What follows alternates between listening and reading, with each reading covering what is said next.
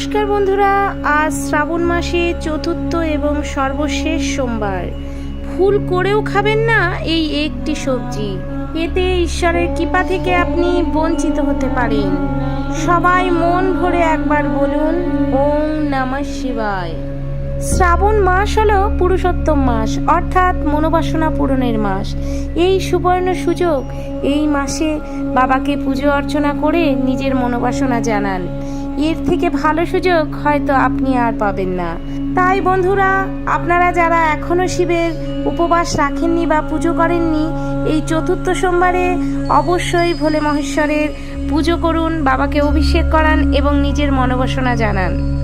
আর যারা বিশেষ কারণবশত আজকে উপবাস করতে পারবেন না, তারা কিছু নিয়মবিধি মেনে চলুন, যাতে ভোলে বাবার আশীর্বাদ আপনার উপরে সব সময় থাকে। বন্ধুরা, আজকের ভিডিওতে আলোচনা করব কি বিশেষ বিশেষ খাবার যেগুলো শ্রাবণের সোমবারে ভুল করেও মুখে তুলবেন না। আপনি পুজো উপবাস যদি নাও করেন, তবুও শ্রাবণের সোমবারে এই জিনিসগুলো কখনোই খাবেন না।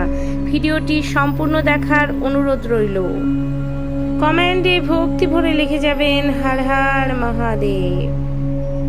যেসব নতুন দর্শকেরা আমার চ্যানেলে ভিজিট করছেন, করজোড়ে তাদের কাছে নিবেদন, চ্যানেলটিকে সাবস্ক্রাইব করে নোটিফিকেশন বেলটি অন করে দেবেন। যারা 16 সোমবার ব্রত করতে পারছেন না, তারা শ্রাবণের এই চতুর্থ সোমবারে অবশ্যই বাবার নামে ব্রত রাখুন, পুজো দিন এবং বাবাকে মনোবাসনা জানান। আপনার মনোবাসনা নিশ্চয়ই পূর্ণ হবে। যে কোনো ব্যক্তি শ্রাবণ মাসে সোমবারে ব্রত রাখতে পারেন এবং ভক্তি ভরে মন থেকে পুজো দিলে বাবা জল ও বেলপাতায় সন্তুষ্ট। তাই তো তিনি আশুতোষ। ভক্তের ডাকে বাবা সাড়া না দিয়ে কিভাবে থাকতে পারে? যার ওপর স্বয়ং ভোলানাথের হাত রয়েছে, তার ক্ষতি কি কেউ কোনোদিন করতে পারে? বন্ধুরা, আজকে আলোচনা করব শ্রাবণের এই চতুর্থ সোমবারে কিভাবে পুজো রাখবেন, কোন কোন নিয়মে পুজো করবেন, কি কি খাবার আপনারা খাবেন, কি কি খাবার খেতে পারবেন না এবং কোন কোন দ্রব্য শিবলিঙ্গে অর্পণ করবেন। তার জন্য আপনাদের মনোযোগ সহকারে এই ভিডিওটা সম্পূর্ণ দেখতে হবে। কমেন্টে ভক্তি ভরে লিখে যাবেন হর হর মহাদেব। শ্রাবণের চতুর্থ সোমবারে যারা আপনার উপবাস করবেন, অবশ্যই ব্রহ্ম মুহূর্তে ঘুম থেকে উঠবেন এবং সকাল সকাল স্নান সেরে ধ্যানে বসবেন এবং ধ্যানে বসে ওম নমঃ শিবায় উচ্চারণ করবেন এবং বলবেন সারাদিন আপনার যেন ব্রত সংযমে কাটে। ধ্যান সেরে শুদ্ধ বস্ত্র পরিধান করে পুজোর সমস্ত রকম উপকরণ আগে সংগ্রহ করে নেবেন এবং এই সব উপকরণ একটি থালায় সাজিয়ে নিয়ে ভগবান শিবের পুজোর প্রস্তুতি করবেন।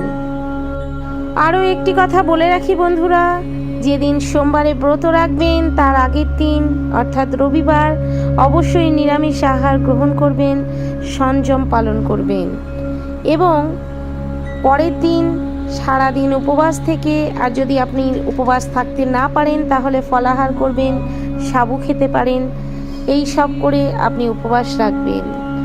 পরের দিন যথা টাইমে পালন করে ভগবানকে পঞ্চশস্য অর্পণ করে আপনি আপনার উপবাস এবং ব্রত ভাঙবেন।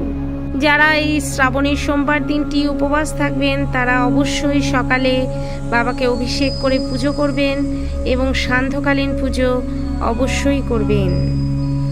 বন্ধুরা, শিবলিঙ্গে যখন আপনারা পুজো দেবেন, অবশ্যই দেখবেন শিবলিঙ্গের গৌরীপীঠ যেন উত্তর দিকে হয়। শিবের মাথায় যখন আপনি জল অর্পণ করবেন, অবশ্যই উত্তর দিকে বসে অর্পণ করবেন, কারণ এই উত্তর দিককে বলা হয় ব্রহ্মলোক পথ। তাই ব্রহ্মময় শিবের পূজা সর্বদা উত্তর দিকে বসে করারই নিয়ম। শিব পূজা শুরুতেই প্রথমে ভগবানের কাছে করজোড়ে ভক্তি ভরে প্রণাম করে নিন।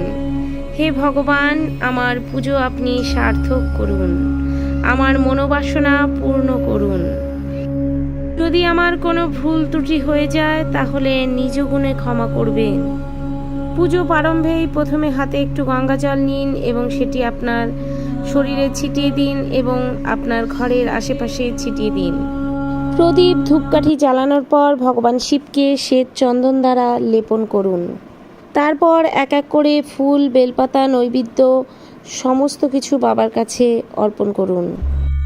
বন্ধুরা, এবার ভিডিওতে আলোচনা করব অতি গুরুত্বপূর্ণ একটি কথা। সেটা হলো, তামার পাত্রে কি পঞ্চামৃত বাবাকে অর্পণ করা যায়?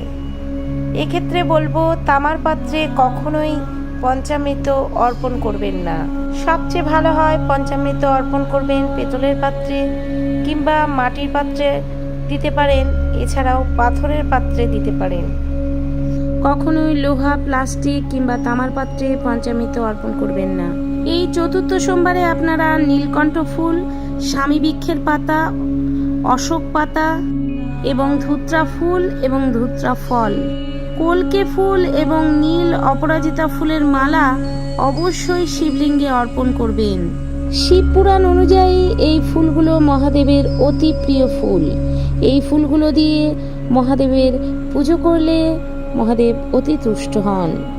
আরও গুরুত্বপূর্ণ একটি কথা বলবো বন্ধুরা, যারা নিঃসন্তান অর্থাৎ যাদের সন্তান হয়নি কিংবা যাদের সন্তান রয়েছে, সেই সন্তান অতি অবাধ্য, মা বাবার কোনো কথা শোনে না, সেক্ষেত্রে আপনারা 108টি অপরাজিতা ফুলের মালা এই শ্রাবণের চতুর্থ সোমবারে শিবলিঙ্গে অর্পণ করুন। এর ফলে যারা নিঃসন্তান অবশ্যই তাদের সন্তান লাভের আশা পাবেন এবং যাদের সন্তান অবদ্ধ তারা অনেক শান্ত হয়ে যাবেন। তাই বন্ধুরা, অপরাজিতা ফুলের মালা অবশ্যই শিবলিঙ্গে অর্পণ করুন। যদি নাই পারেন তবুও 21টি অপরাজিতা ফুল শিবলিঙ্গে চতুর্থ সোমবারে অর্পণ করুন। যারা বিভিন্ন কারণবশত হয়তো শ্রাবণে 3টি সোমবার পালন করতে পারেননি, তারা শ্রাবণের এই চতুর্থ সোমবার কিছু বিশেষ উপকরণ দিয়ে শিবলিঙ্গে অর্পণ করুন। প্রথম, দ্বিতীয়, তৃতীয় সোমবারের ব্রতের ফল আপনি নিশ্চয়ই পাবেন। এই উপকরণগুলোর মধ্যে বিশেষ হলো চাল। শিবলিঙ্গে এই দিন 5টি গোটা চাল, অর্থাৎ যেই চাল ভাঙা নয়, সেই 5টি চাল যদি আপনি শিবলিঙ্গে অর্পণ করতে পারেন, তাহলে আপনার জীবনে কোনো দিন অন্ন কষ্ট হবে না। কারণ শিবলিঙ্গে এই চাল অর্পণ করলে মহাদেব তো প্রসন্ন হন, তার সাথে মাতা লক্ষ্মীও প্রসন্ন হন। এবং শিব পুজোর পরের দিন সেই চাল পুটুলি করে কোনো মন্দির কিংবা দরিদ্র লোককে দান করবেন। কিন্তু বিশেষভাবে খেয়াল রাখবেন এই চালগুলো যেন অখণ্ড না হয়, অর্থাৎ খুদ চাল বা ভাঙা চাল যেন না থাকে। দ্বিতীয় উপকরণটি হলো সাদা তিল। এই সাদা তিল যদি আপনি শ্রাবণের চতুর্থ সোমবারে শিবলিঙ্গে অর্পণ করে থাকেন, তাহলে আপনার সমস্ত রকম পাপ থেকে আপনি মুক্তি লাভ করবেন। এমনকি শাস্ত্রে বলা হয়, বিভিন্ন জন্মের বিভিন্ন রকম পাপ থেকেও এই সাদা তিল অর্পণ করাতে মুক্তি লাভ করা যায়। তৃতীয়ত, শিবলিঙ্গে এই দিন গম অর্পণ করবেন। এতে সংসারের সুখ শান্তি আসে এবং সন্তান সন্ততির ভালো হয়। চতুর্থ উপকরণটি হলো জপ। বন্ধুরা, এই দিনে শিবলিঙ্গে জপ অর্পণ করতে পারেন। এতে আপনার সমস্ত রকম বিপদ কেটে যাবে। সবচেয়ে ভালো হয় এই 5 রকম শস্যকে একত্রিত করে পঞ্চশস্য তৈরি করে শিবলিঙ্গে অর্পণ করুন। দান করলে পুজো সম্পন্ন হয়। হ্যাঁ, শ্রাবণের সোমবারগুলোতে আপনারা সাদা রঙের বস্ত্র, শঙ্খ, মুক্তা, দুধ এইসব দান করতে পারেন। বন্ধুরা, আপনারা যদি নির্জলা উপবাস থাকেন তো ভালো, আর না থাকলে এই দিন রাতের বেলায় মুগ ডাল, চাল, ঘি, সবজি দিয়ে একটি খিচুড়ি তৈরি করবেন। তারপর সেই রান্না করা খিচুড়িটি একটি তামার পাত্র বা পাথরের পাত্রে রাখতে পারেন এবং সেই খিচুড়ি মা অন্নপূর্ণার উদ্দেশ্যে অর্পণ করে বাড়ির সবাই মিলে প্রসাদ হিসেবে গ্রহণ করবেন। বন্ধুরা, শিবের উপবাস করে শ্রীফল অর্থাৎ নারকেল একটু হলেও এই দিন খাবেন। এতে আপনার জীবনের সৌভাগ্য এবং সুস্থতা বজায় থাকবে। এবং রাতে ঘুমাতে যাওয়ার আগে এই মন্ত্রটি অবশ্যই জপ করুন। ওম হ্রিং ক্লিং নমঃ শিবায়। বন্ধুরা, এই মন্ত্রটি অবশ্যই ঘুমোতে যাওয়ার আগে জপ করুন। অবশ্যই এই মন্ত্রটি জপ করার সময় আপনার মনকে একাগ্র হতে হবে এবং ঈশ্বর সাধনায় ব্রতী হতে হবে। তাহলেই দেখবেন আপনার জীবনের সমস্ত ভয়, অলসতা, দুর্বলতা সব আপনি কাটিয়ে উঠতে পারছেন। বন্ধুরা, এবারে আলোচনা করব কোন বিশেষ একটি সবজি যেটি শ্রাবণের দিনগুলোতে খাবেন না। সেই সবজিটি হলো বেগুন। এই বেগুন সবজিটি যদি আপনি এই সময় খেয়ে থাকেন, আপনার মধ্যে বিভিন্ন রকম জীবাণু জাতীয় শক্তির উৎপন্ন হবে, আপনার শরীরে নেগেটিভ শক্তির উৎপন্ন হবে। তাই বন্ধুরা, এই সময় বেগুনকে অবশ্যই এড়িয়ে চলুন। তারপর মাশরুম, ক্যাপসিকাম এইসব জাতীয় খাবারও কিন্তু খাবেন না। তাছাড়া পেঁয়াজ, রসুন, ডিম, মাছ, মাংস এইসব জিনিস কোনো মতেই খাবেন না। সম্পূর্ণ নিরামিষ সাত্ত্বিক আহার গ্রহণ করবেন। এতে আপনার মন, মানসিকতা, আত্মিক শক্তি শান্ত থাকবে এবং আপনি ভগবানের ঈশ্বর সাধনায় ব্রতী হতে পারবেন। যদি আপনি তামসিক খাবার কিংবা আমিষ খাবার গ্রহণ করে থাকেন, তাহলে এই মাসের কৃপাফল কোনোভাবেই পাবেন না। এই শ্রাবণ মাসে মহাদেব স্বয়ং ভক্তদের বাড়িতে আসেন। তাই ভগবান কখন কী রূপ নিয়ে আমাদের মধ্যে বিরাজমান হবেন আমরা তা নিজেরাও জানি না। তাই এই দিন পশু পাখি, জীব জন্তু কাউকে অবহেলা করে তাড়িয়ে দেবেন না। সবাইকে আপনার সামর্থ্য মতো অন্ন দেবেন এবং বাড়িতে যদি কোনো ভিক্ষুক বা বৈষ্ণব আসেন, তাদেরও আপনার সামর্থ্য মতো অন্ন বস্ত্র দিয়ে সাহায্য করবেন। বন্ধুরা, মহাদেবের অতি প্রিয় হলো পার্বতী। তাই এই শ্রাবণের সোমবারগুলোতে যারা সংসারের সুখী দাম্পত্য জীবন পেতে চান এবং যারা ভগবানের কৃপায় নতুন জীবন গ্রহণ করতে চলেছেন, তারা অবশ্যই শিব পার্বতীর যুগল ছবিতে একটি মালা দান করুন। এতে আপনার সাংসারিক জীবন অনেক সুখের হবে। বন্ধুরা, আজকের ভিডিওটি অতি গুরুত্বপূর্ণ একটি ভিডিও।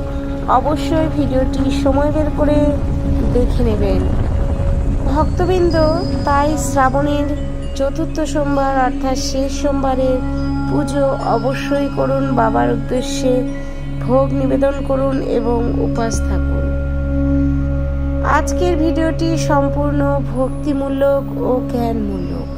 ভিডিওটি যদি ভালো লেগে থাকে অবশ্যই একটি লাইক করবেন এবং কমেন্টে লিখে যাবেন হর হর মহাদেব। সবাই ভালো থাকবেন। আপনাদের সাথে দেখা হবে নতুন একটি ভিডিওতে।